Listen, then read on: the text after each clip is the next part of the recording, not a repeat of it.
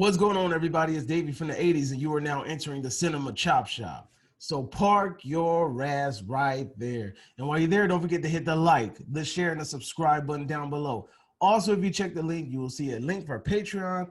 You, my friend, can become a Patreon supporter. All you got to do is click the link and enjoy. With that being said, today we are here with a little bit of movie news.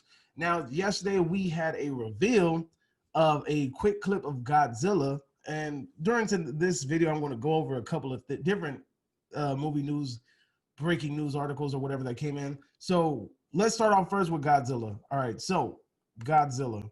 So yesterday on the Warner Brothers website, we are treated to this. Oh, that's not what I want to do, sir. What are you doing? I want to make this bigger. I'll go ahead and bring this back. All right, so look, this is not necessarily only Godzilla. This is, I know it has a couple of other clips in it, so let's see what it has. Mortal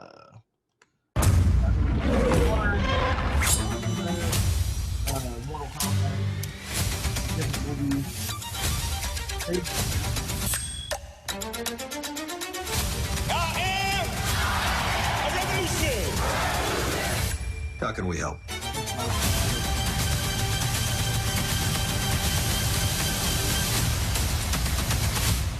But then what now?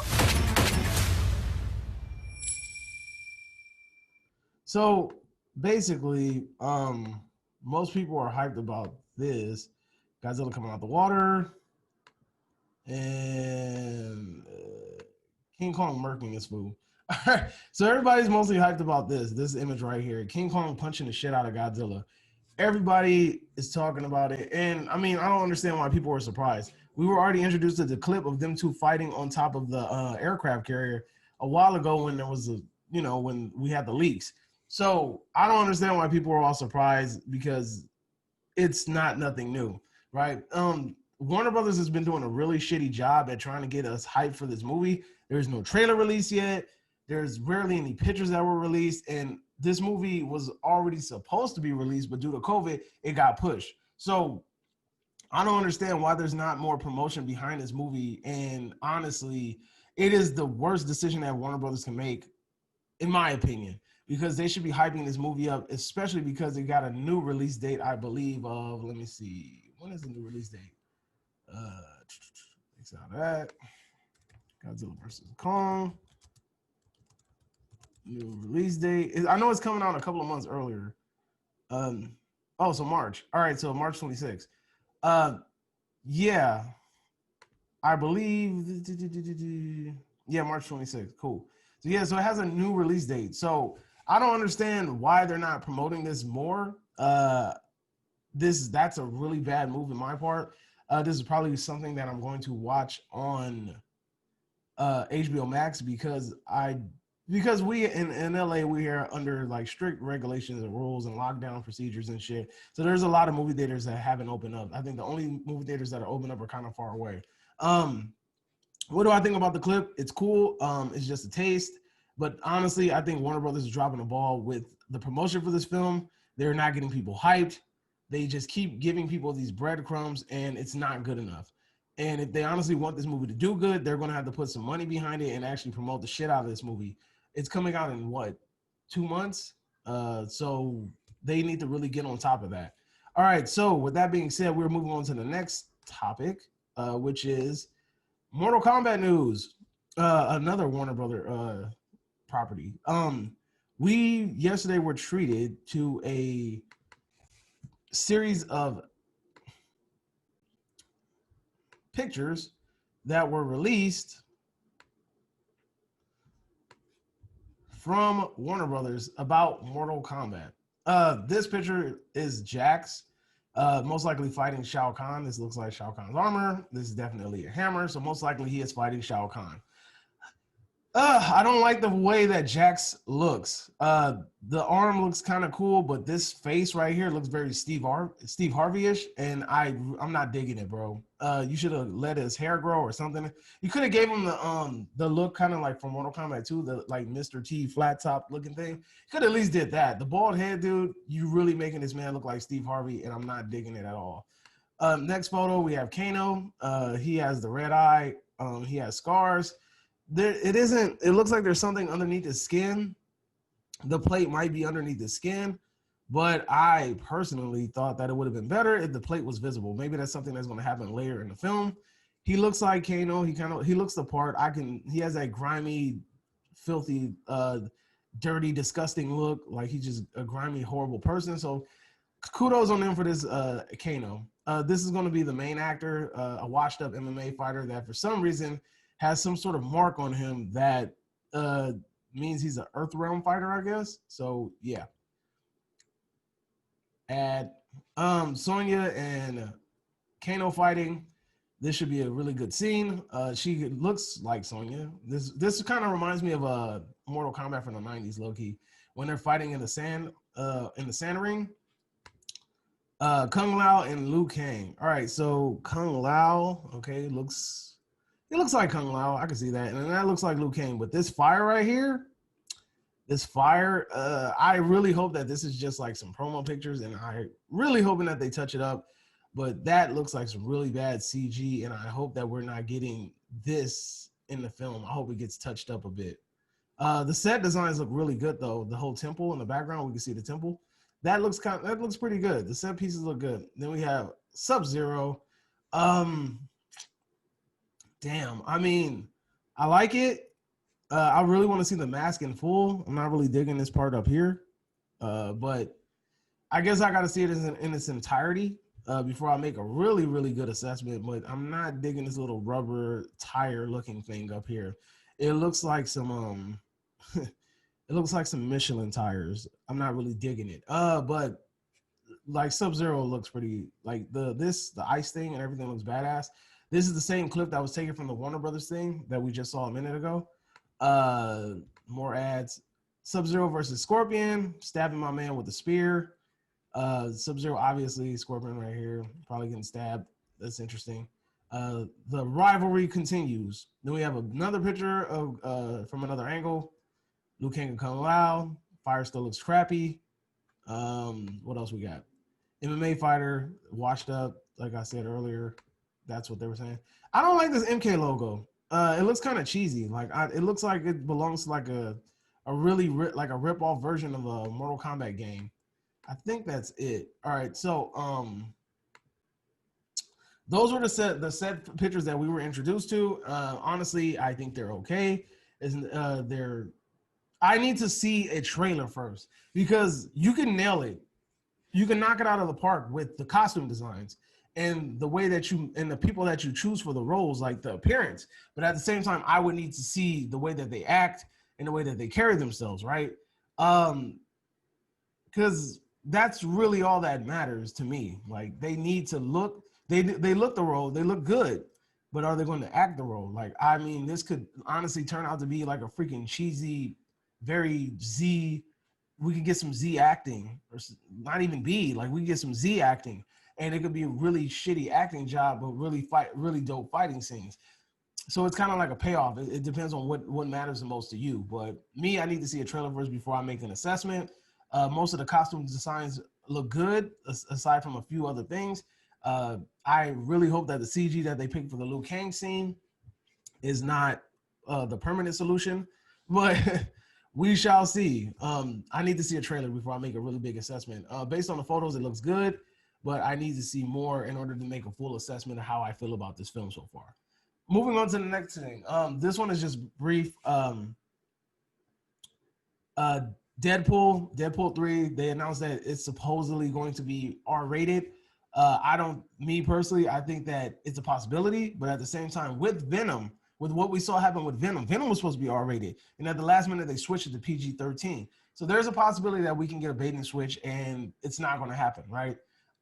It really depends on the studio, but if Disney does decide to make a rated R Deadpool, since they own the property, they're probably going to release it under the Fox logo. It has to be. It's been talked about before. It's no way in hell that they're going to release it with the Disney castle and all that shit. It's not going to happen. And then also, truth be told, how is it going to work out? will he be included in MCU films? And if he is, how would they make that work? I really think that if he is included in MCU films, he's going to have to be dumbed down. If you include him in MCU films, it's going to damper the situation because then kids are going to be like, oh, yo, Deadpool's cool. Let me go watch a Deadpool movie. And you can't watch a Deadpool movie because it's rated R, right? So I don't know if Disney is willing to like roll the ball on that, right? Because Deadpool's a very, very raunchy character, and without that raunchiness, and then Ryan Reynolds having the free helm to kind of like embody the character of Deadpool, I don't know if it's going to work the same, you know? So they're going to have to release under Fox, and if they do that, I don't know if Deadpool is going to be able to find his way to incorporate into the MCU. It'll be tight because Deadpool has teamed up with Spider-Man in the past.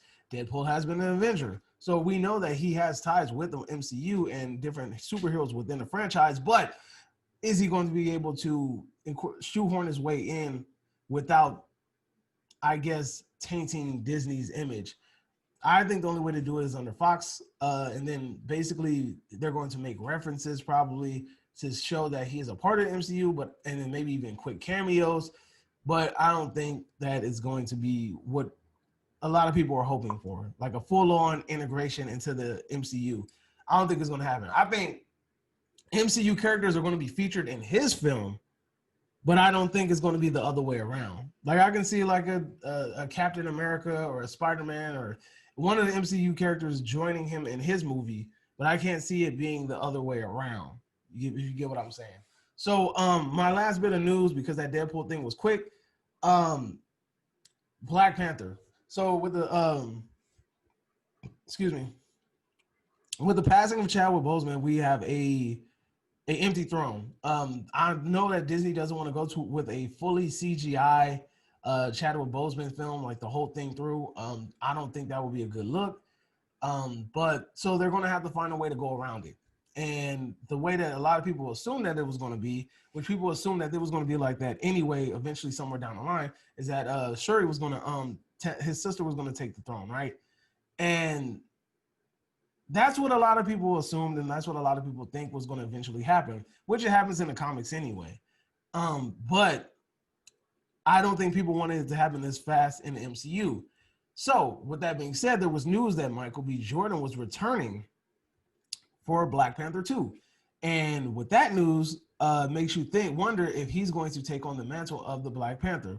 Like Jody from Jody's Corner mentioned in one of his videos, he said that, you know, there's not he reminded me, I didn't even remember this, but all the fruit or the plant that's needed in order to turn you into the Black Panther, that's gone. So the only people that have that power of the Black Panther is T'Challa and Killmonger.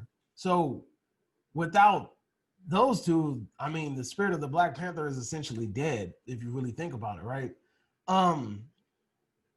So that leaves us in a situation where Killmonger is probably going to be risen back from the dead. Now, the only problem that I have with it is that Michael B. Jordan's character was so great because he was like, the way he carried himself. Now, I can see him being incorporated as a sort of an anti-hero. Now, if they keep kind of like Michael B. Jordan's swag, but let him be the Black Panther and not be like completely evil, then I can understand. But I don't think they're going to have to go that way. He's going to have some sort of reevaluation. He's going to have some sort of like, oh, I've seen the light moment.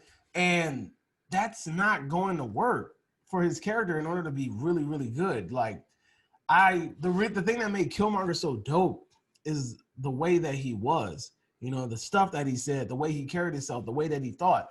He was a really, really like menacing, dope character, right?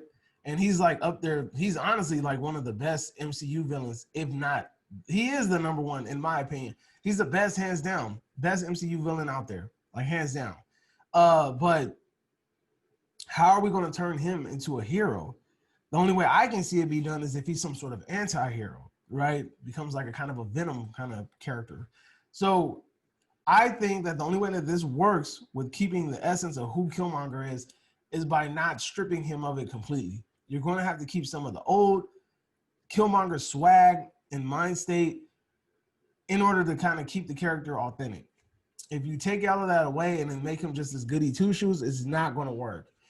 Also, we also have news that what's his name? Dr. Doom is going to be in Black Panther 2. That's a very interesting step because I, for one, felt like Namor was kind of like meh. You get what I'm saying? Like Namor wasn't really a very interesting villain for me, in my opinion. But you know, that's just my opinion. Um, I'm really hyped about Doom being the main villain or one of the villains inside of Black Panther. And from what we're seeing is going to be Doctor Doom with the mask and everything. So it's not going to be one of those things where we're going to have to watch him become Doom. He's going to already be Doom. So these are going to be he's a really heavy hitter, and if done correctly, he will be a very, very important character in the MCU. But he has to be done correctly, right? So with that being said, you already know that they've been talking about the Fantastic Four. So that's also going to shoehorn the Fantastic Four in somehow. Now, that's my review, or that's my news. That's my breaking news. Those are my comments. Those are my discussions. That's what I think. Let me know if you agree. Let me know if you disagree. And until next time, this is Dave from the 80s, and you're now exiting the Cinema Chop Shop. I hope to see you guys next time. Adios.